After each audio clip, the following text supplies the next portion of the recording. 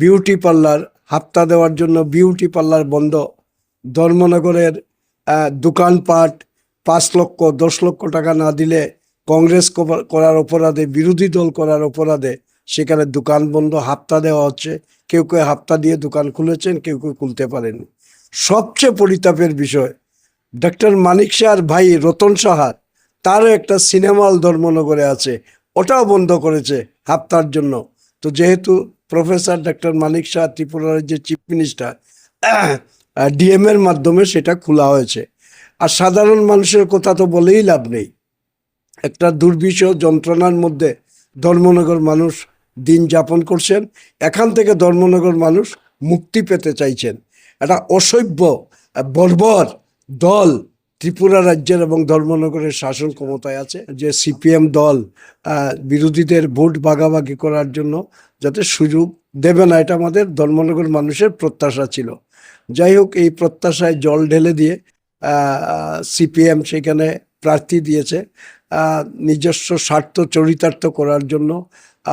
যিনি প্রার্থী হয়ে দাঁড়িয়েছেন, ইনি 3বার ধর্মনগর থেকে নির্বাচিত হয়েছেন।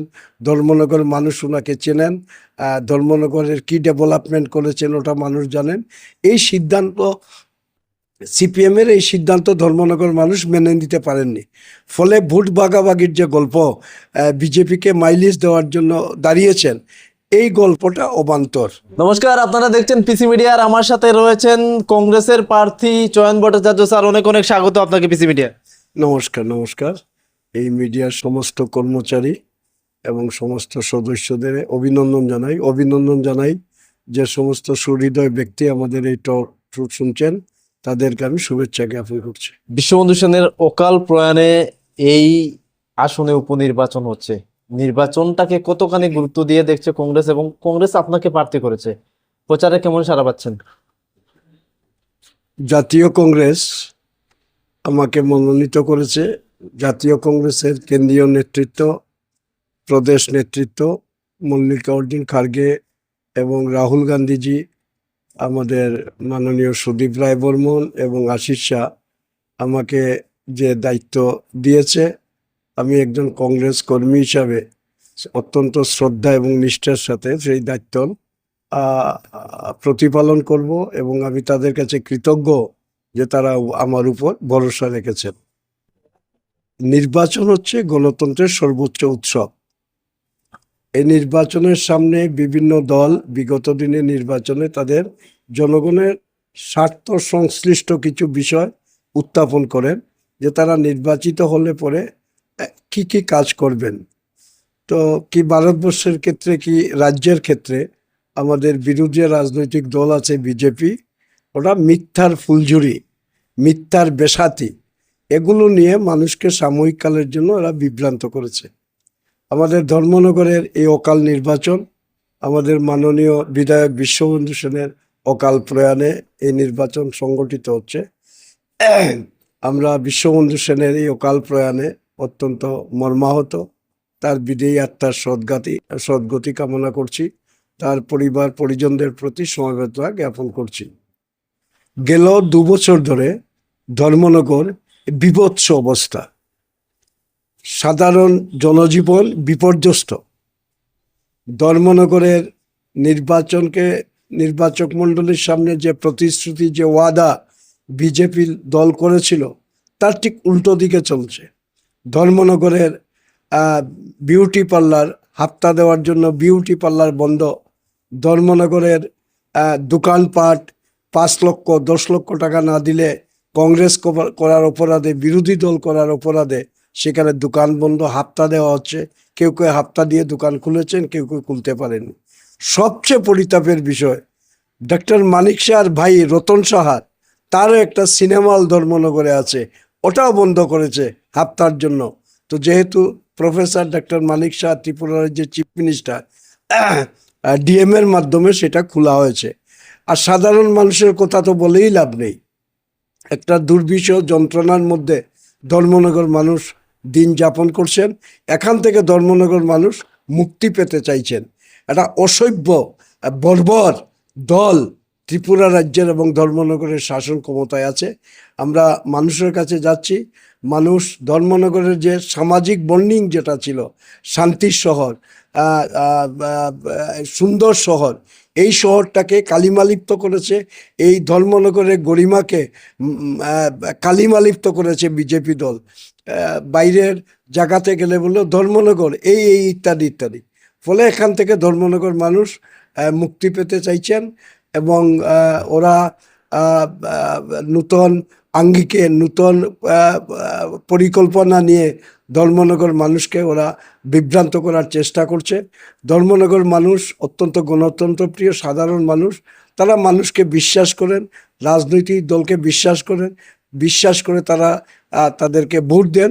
কিন্তু তাদের বিশ্বাসের উপর আঘাত এলে এক মুহূর্ত তারা দ্বিধাবোধ করেন না, কণ্ঠবোধ করেন না ছুঁড়ে ফেলে দিতে। তো বিজেপিকে ছুঁড়ে ফেলে দেওয়ার জন্য ধর্মনগরের মানুষ প্রস্তুত হয়েছে। লড়াইটা তো ত্রিমুখী হচ্ছে, বিজেপি, সিপিএম, কংগ্রেস, এবং এখানে কি বিজেপি বিরোধী ভোট ভাগাভাগি হবে না? কারণ সিপিএম আলাদা লড়ছে, কংগ্রেস আলাদা লড়ছে। সিপিএম প্রার্থী দিয়ে কংগ্রেসকে বলেছিল প্রার্থী না দেওয়ার জন্য, কংগ্রেস আপনাকে মনোনীত করেছে। কি ভাবছেন এই যে ভোট বিভাজন হবে, বিশেষ করে যে বিজেপি বিরোধী যে ভোট রয়েছে?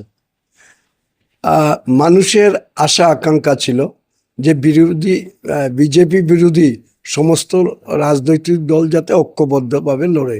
সেই সুবাদে 23-এ আমাদের রাজ্যে বিরোধীরা, বিশেষ করে বামফ্রন্ট বা সিপিএমের সাথে কংগ্রেসের আসন সমঝোতা হয়েছিল এবং আমরা দেখেছিলাম যে তার সুফল হয়েছিল। যদি না তিপ্রামাথা সেখানে থার্ড পার্টির ভূমিকা বা বিজেপির এই যে কৌশল, তিপ্রামাথাকে দিয়ে এই ক্ষমতায় তারা এসছে। তো মানুষের ধর্মনগর মানুষের বা ত্রিপুরা মানুষের আকাঙ্ক্ষা হচ্ছে বিরোধী দলরা যাতে এই জগদ্দল পাথরটাকে সরানোর জন্য ঐক্যবদ্ধভাবে লড়াই করে। ত্রিপুরায় ইতিমধ্যে 3টা বিধানসভা এলাকায় উপনির্বাচন হয়েছে, বক্সনগর, তারপর রামনগর এবং ধনপুর।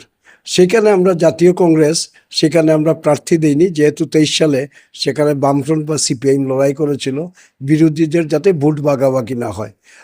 তো আমরা সেখানে তাদের প্রার্থী দেইনি।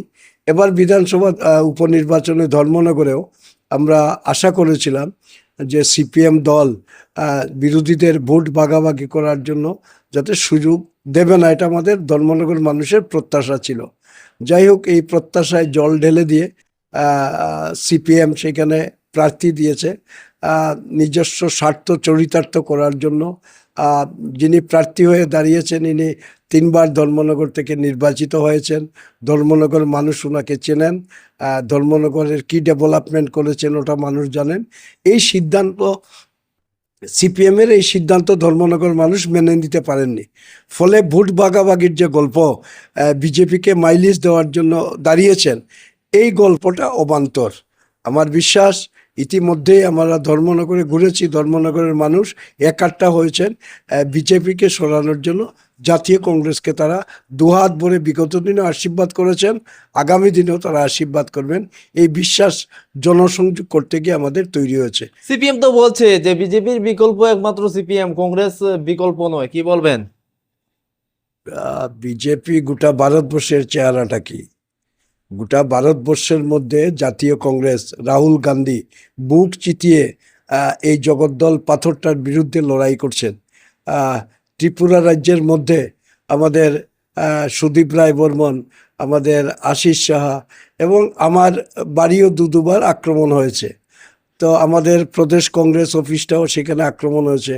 আমাদের প্রদেশ কংগ্রেসের বয়োবৃদ্ধ কংগ্রেসের নেতা প্রমেশ মালাকার উনি আক্রান্ত হয়েছেন। তো গেল লোকসভা নির্বাচনে আপনারা দেখছেন যে 3টা উপনির্বাচন হয়েছে, তার রেজাল্ট দেখেছেন। ত্রিপুরা রাজ্যের যে 3টা উপনির্বাচন হয়েছে, এই নির্বাচনে মানুষ তার জবাব দেবেন। সিপিএমের 1-2 জন বলছেন কি সাধারণ কর্মীরা ওই সিপিএমের ওই সিদ্ধান্তের সাথে সহমত না, এটা 2-1 জন ব্যক্তি এই বিষয়টা বলছেন। আর সিপিএমটা বলছেন, ধর্মনগরের সিপিএম আমাদের সুবোধ দাস শ্রদ্ধেয় এমএলএ ত্যাগী ছিলেন, আমাদের মাখন দত্ত সিপিএমের ত্যাগী নেতা ছিলেন। এখন যারা দাঁড়িয়েছেন তাদের যে চলন বলন, সিপিএমের যে নীতি আদর্শ তার সাথে সঙ্গতিপূর্ণ কি না, এটা মানুষ বিচার বিশ্লেষণ করবে, বললেই তো হবে না, মানুষ বিচার বিশ্লেষণ করবেন। তো সেই ক্ষেত্রে আমাদের বিশ্বাস যে ধর্মনগরে মানুষ জাতীয় কংগ্রেসকে, এই যে গেল পঞ্চায়েত নির্বাচনে, পৌরসভা নির্বাচনে আমাদের কংগ্রেসের প্রার্থীর বাড়ি আক্রমণ হয়েছে, আমাদের কংগ্রেসের নেতার বাড়ি আক্রমণ হয়েছে। কই তখন তো বিজেপি অন্য কোনো কাউকে আক্রমণ করেনি, আমরা কংগ্রেস বারবার আক্রান্ত হচ্ছি। তো সেই কারণে বিজেপিও ভাবছে যে কংগ্রেসই তাদের দুশ্মন, তার জন্য এই তো এই নির্বাচনে দাঁড়িয়ে ভাগ্যপুরে আমার গাড়িটা আটক করেছিল কিছু দুষ্কৃতিকারীরা, আমাদের ভাগ্যপুরে কিছু ফ্ল্যাগ ফেলে দিয়েছে, আমাদের আলগাপুরে বিজেপির দুষ্কৃতীরা ফ্ল্যাগ ফেলে দিয়েছে। তো এতে তো প্রমাণ যে মাঠে ময়দানে আমরা আছি এবং আমরাই বিজেপির বিরুদ্ধে গোটা ভারতবর্ষ এবং ত্রিপুরা রাজ্যে লড়াই করছি। বিজেপি ক্ষমতায় আসার আগে 2018 আগে উত্তর জেলাকে বঞ্চনা করা হয়েছে বলে সিপিএম এর বিরুদ্ধে অভিযোগ তুলতো, বিশেষ করে ধর্মনগরের রেল ডিভিশন সহ বিভিন্ন দাবি ছিল। এবং এখন 8 বছর হয়ে গেছে বিজেপি শাসনে উত্তর জেলা তথা ধর্মনগরে কতখানি উন্নয়ন হয়েছে আপনার চোখে কি ধরা পড়ে? অশ্বডিম্ব প্রসব করেছে বিজেপি। গ্রিন ধর্মনগর, লাভ ধর্মনগর, কি হয়েছে ধর্মনগর মানব সম্পদের? ধর্মনগর রাস্তাঘাট, ধর্মনগরের স্বাস্থ্য পরিষেবা, ধর্মনগরের ড্রেনেজ ব্যবস্থা, ধর্মনগরের পানীয় জলের ব্যবস্থা, সর্বোপরি আমরা যে শেষ যাত্রায় যে শ্মশানটাতে যাই, আমাদের থেকে সাব ডিভিশন ভাগ হয়েছে পানিসাগর, সেখানে ইলেকট্রিক চুলা চালু আছে শবদাহ করার জন্য। আমাদের ধর্মনগর এটা এখনো পড়ে আছে পরিত্যক্ত অবস্থায়, কাজ হচ্ছে না।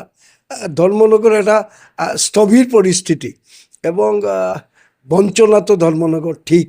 আপনাকে সর্বশেষ যেটা বলতে চাই যে ধর্মনগরের গোটা রাজ্যের যে নূতন ডিস্ট্রিক্ট হয়েছে, এই ডিস্ট্রিক্টের মধ্যে আমাদের ধর্মনগরটা নূতন ডিস্ট্রিক্ট, নর্থ ত্রিপুরা, এটা বঞ্চনা করা হয়েছে। নূতন ডিস্ট্রিক্ট হচ্ছে ঊনকোটি, আগের ডিস্ট্রিক্ট হেডকোয়ার্টারটা ছিল কৈলাসহর, ঊনকোটির ডিস্ট্রিক্ট হেডকোয়ার্টার হচ্ছে কৈলাসহর। সেন্ট্রাল স্পন্সর যে স্কিমটা, এটা নূতন ডিস্ট্রিক্টের নামে অ্যালট হয়, সমস্ত সুযোগ সুবিধা ঊনকোটি পাচ্ছে, যেহেতু ঊনকোটিটা নূতন ডিস্ট্রিক্ট। আমাদের ধর্মনগরটা নূতন ডিস্ট্রিক্ট হলে পরেও নর্থ ত্রিপুরা যেহেতু পুরনো ডিস্ট্রিক্ট, আমরা সেই সুযোগ সুবিধা পাচ্ছি না। ধর্মনগরে এসপি অফিস, ধর্মনগরের ডিএম অফিস, ধর্মনগর ডিএম এর বাংলা, আরও ডিস্ট্রিক্টের সাথে আনুষঙ্গিক যে বিষয়টা, এটা ধর্মনগর হচ্ছে না। তো বামফ্রন্ট আমলেও ধর্মনগরটা বঞ্চিত ছিল, এখনো ধর্মনগর বঞ্চিত। কি হয়েছে ধর্মনগর? সম্প্রতি ত্রিপুরা রাজ্যে দুটা টিসিএস টিপিএস শিক্ষিত যুবকদের ট্রেনিং দেওয়ার জন্য 3টা সেন্টার সরকারিভাবে খোলা হয়েছে। কই ধর্মনগর তো দ্বিতীয় বৃহত্তম শহর, একটাও ধর্মনগর হয়নি। উদয়পুর হয়েছে, বিলোনিয়া হয়েছে, আগরতলা হয়েছে। ধর্মনগরে আমরা উইমেন্স কলেজের গল্প শুনেছিলাম, বিজেপি করবে, কই হয়নি তো। ধর্মনগরে আমাদের ইয়াথ হোস্টেল ছিল, এই চন্দ্রপুরে জায়গা কিনা হয়েছে, এই ইয়াথ হোস্টেলে এখন একটা এখানে মন্দির করা হচ্ছে। সামগ্রিকভাবে ধর্মনগর আগেও বঞ্চনা ছিল, এখনো বঞ্চিত হচ্ছে, মানুষ তার থেকে পরিত্রাণ চাইছেন। কি মনে করেন যে এই নির্বাচনে মানুষ ধর্মনগরের আপনাকে কিভাবে আশীর্বাদ করবে এবং মানুষের কাছ থেকে কেমন সাড়া পাচ্ছেন? মানুষ আপনাকে কি বলছে? দুহাত ভরে মানুষ আশীর্বাদ করছে, কেউ জড়িয়ে ধরছে, কেউ বলছে এগিয়ে যান। ধর্মনগরের উন্নয়ন প্রশ্নে আপনি ইতিবাচক ভূমিকা গ্রহণ করেছেন। কি করেছি? মানুষ বলছে ধর্মনগর বাজার প্রতি বছর অগ্নিদগ্ধ হতো। আমি যখন ধর্মনগরের চেয়ারম্যান ছিলাম, এই বাজারটাকে পাকা বাড়ি করেছি। আমি ধর্মনগরের সুইপিং পুলে করেছি। আমার আমলে ধর্মনগরের বাস টার্মিনাল স্যাংশন হয়েছে। এই বহুবিধ উন্নয়নমূলক কাজ করেছি, সবটা করে উঠতে পারিনি সময়ে, কিন্তু এটা ধর্মনগরের যারা মিউনিসিপ্যালিটিতে পুরনো স্টাফ আছে তারা বলতে পারবে। বহু উন্নতি ধর্মনগর করেছি এবং সর্বোপরি ধর্মনগরের শিক্ষিত এবং অর্ধশিক্ষিত বেকারদের জন্য আমি ই রিক্সা ধর্মনগর চালু করেছি। বামফ্রন্ট সেদিন একটা অংশ বিরোধিতা করেছিল, আজকে প্রায় 10,000 মানুষ এই রিক্সা দিয়ে তারা তাদের পরিবার পরিজনদের লালন পালন করছে। তো সেই কারণে ধর্মনগর মানুষ, আমার বিশ্বাস, আমাকে স্নেহ করেন, ভালোবাসেন। বিগত বহু নির্বাচনে ধর্মনগর মানুষ আমাকে আশীর্বাদ করেছেন, তাদের আশীর্বাদে আমি ঋণী। আমার বিশ্বাস তাদের এই ঋণ পরিশোধ করার জন্য এবার উপনির্বাচনে তারা আমাকে আশীর্বাদ করবেন তাদের ঋণ পরিশোধ করার জন্য। প্রসঙ্গ যখন টেনেছেন তখন বলতে হয় বামেদের সঙ্গ ছেড়ে কংগ্রেসে কেন যোগ দিলেন? বিজেপি নামক যে জগদ্দল পাথরটা, এটাকে হটানোর জন্য একমাত্র এক দলই আছে, জাতীয় কংগ্রেস। এটাই হচ্ছে বিকল্প ভারতবর্ষের মধ্যে। তার জন্য কংগ্রেসের সাথে যুক্ত হয়েছি, বিজেপিকে হটানোর জন্য। সিপিএম গোটা ভারতবর্ষের মধ্যে বিজেপির বিরুদ্ধে সেখানে লড়াই করতে তো পারছে না, ব্যর্থ। এই বিজেপিকে হটানোর জন্য একমাত্র জাতীয় স্তরে লড়াই করছে কংগ্রেস, তাই সর্বভারতীয় দলে কংগ্রেসের সাথে যুক্ত হয়েছি। অনেক অনেক ধন্যবাদ। তো আমার সাথে